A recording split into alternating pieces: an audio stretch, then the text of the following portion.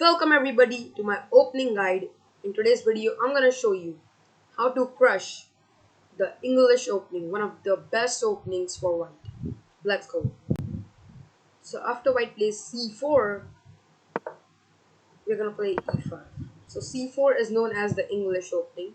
The most challenging and critical line against the English is to go e5. So main line runs with knight c3, knight to f6, and now knight to f3, and now knight to c6. So this is basically known as the four knights English, which is the most popular variation.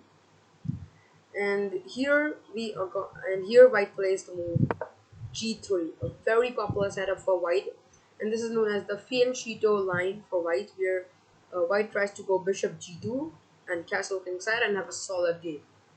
Well, here are many moves for black, but I like the amazing and the critical direct move, bishop b4. The point is, if you play bishop g2, you're gonna take, and it's just a very bad pawn structure for white. There are two double isolated pawns, and it's just very bad. So in this position, white can try a very tricky move, knight to d5. And the point is, if we take the knight, then after c takes g5, our knight's gonna attack, and if we move the knight, we lose the e5 pawn. So what are we gonna do?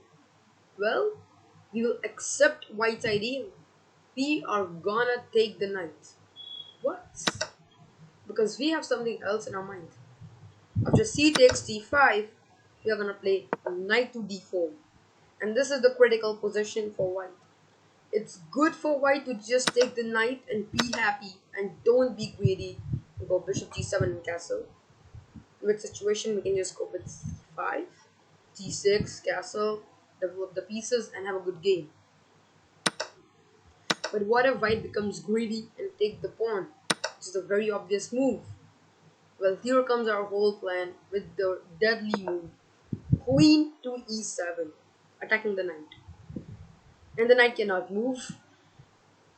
So like the knight to g4, it's mate. A beautiful smothered mate. If you go back to the home, knight f3, it's again mate. Knight d3 doesn't change the scenario because knight f3 is again mate. So this means you cannot move the knight from e5. Well, what if white plays the move f4, trying to glue the knight on e5? Well, here we're going to play d6. And in this position, if white plays knight f3, we can just take the knight. And this is not mate, but black is just a clear piece up, and this is just completely winning for black. We have ideas like queen e4, and it's gonna be game over. But what if white plays this move, knight to d3, and this move looks so good, counter attacking our bishop. And actually, if we play knight to f3, then it's black who is losing. Because after the move king f2, there are two pieces hanging, and black is gonna lose. So this position looks really good for white, and it looks like that white has survived the apocalypse and also is a pawn up.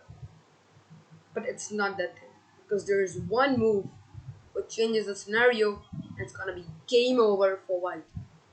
Can you find that move? Pause the video and find a beautiful continuation move for black which destroys white. Well, that super move is queen to e4.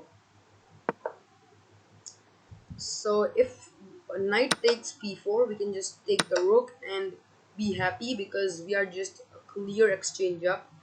Also, we're threatening to take the h2 pawn, and this just clearly winning. Also, if actually white plays lazily like b3, it's gonna get checkmated. It's very bad news for white.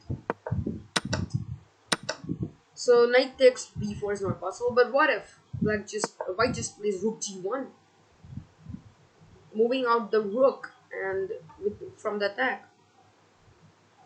Well, here there are many moves of black which leads up for an advantage, but there is one amazing, unbelievable non-static move, a very savage move.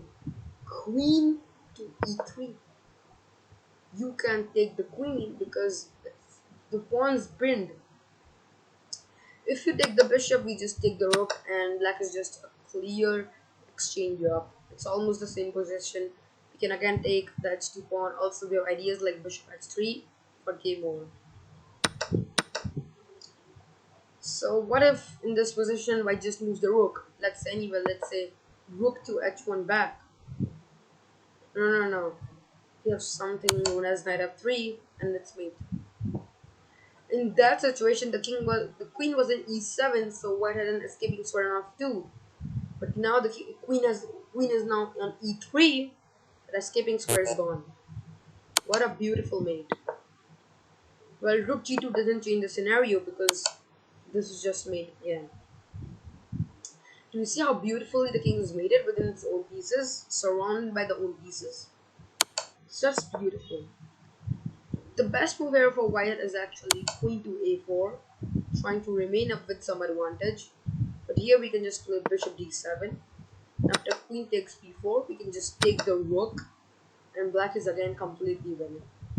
Black is just an exchange here. But what if white plays queen takes b7? It looks really bad. It looks really bad for black because white is attacking the rook, and if you move the rook, white's gonna take each and every pawn on c7 and a7, and also then d6. Well, that's not the case because here we are gonna play one of the most savage moves of all times. Bishop h3, sacrificing a full rook. If white becomes greedy and takes a rook, he's gone. Because after king takes e7, there's nothing for white. If you take another rook, this is mate. It's just checkmate. And if you try to escape now, we're not gonna even take the queen. Queen takes f1. And now it's gonna be over.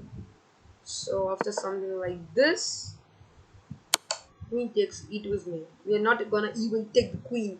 It's just gonna come up for the king. So guys, this was the beautiful, unbelievable chess trap to crush, to destroy the English Opening. And now I'm sure you know the secret way to demolish the English Opening. Well guys, that's all for today. We'll meet in the next video. Till then, keep watching incredible chess. Peace out.